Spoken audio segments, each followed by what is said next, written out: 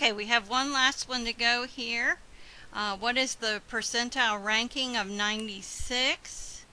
So as we look at 96, that's number 15. There are 14 below it that are smaller. Okay, and I think I've already done this on my calculator.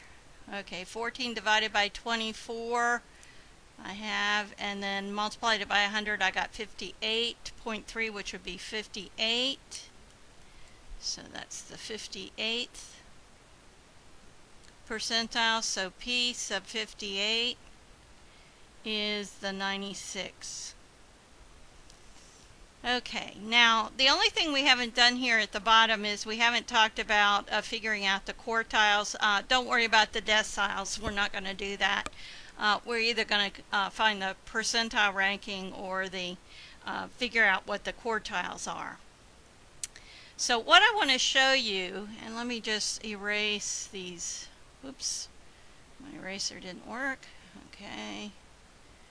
All right, let's erase all this stuff. I still want to keep the numbers there because it makes it a little bit easier to find them.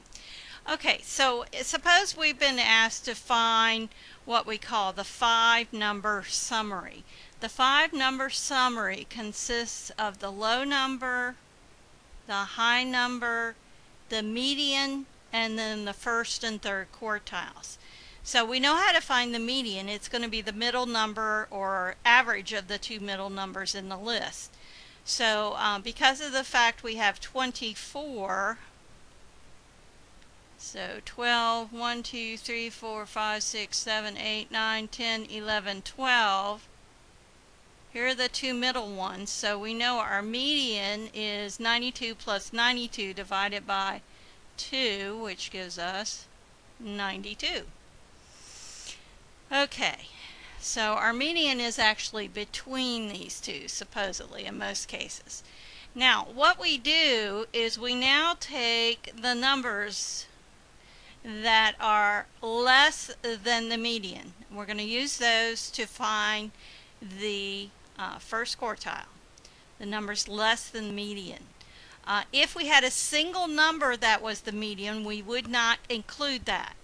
But because we have two numbers as the median, we include the 12th number, which is the 92. All right, now what we do at this point is we find the median of those 12. So that means 6 and 7. So again, we're going to do the same process, add them and divide by 2. So the first quartile is 80. All right, now for the remaining ones, let's change my color. Let me get blue. All right, well, I didn't get blue, so not sure what happened there. Color, thickness, let's see, there we go. Okay, so we're working with those, and again, what we want to do, and I've drawn through the first one, we want to find the median of that group. So we have 92, 92, 96, let's see, that's 4, 5, 6, 7. It's going to be those two. We have a 96 and another 96, so again, our Q3 will be 96.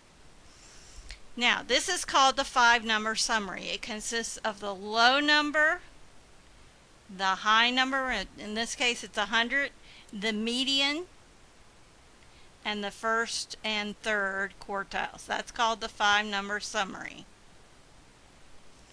Okay. Now, when you have your 5-number summary, you can draw what is called a box plot or a box and whisker plot. And let me get my black. Here we go. So, our values run from 44. So, let's start with 40 on our up to 100. 50, 60, 70, 80, 90, 100. Okay, so what we do with the box and whisker plot is we want to draw the box from the first quartile to the third quartile. So our first quartile is 80, our third one is 96. So we're going to go from 80 to approximately 96. I'm going to put these numbers up here and we want to draw a line where the median's located. That's at 92. And then we draw a whisker that goes out to the high and a whisker that goes down to the low, which was 44.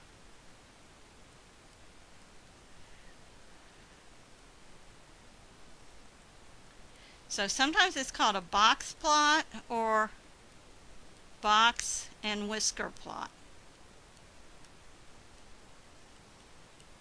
And where it's getting the name of the whiskers are the two pieces that represents from the third quartile up to the high and from the first quartile down to the low value. So that's called the box plot or the box and whisker plot, and it's used for graphing the 5-number summary. And you can also get that on your TI 83 or 84 plus where we entered the numbers and found the mean and the standard deviation. If you use the down arrow and go all the way down to the bottom of the screen, it will give you the 5-number summary at the very bottom. So that's available there as well. So those are what you need to know for this particular section.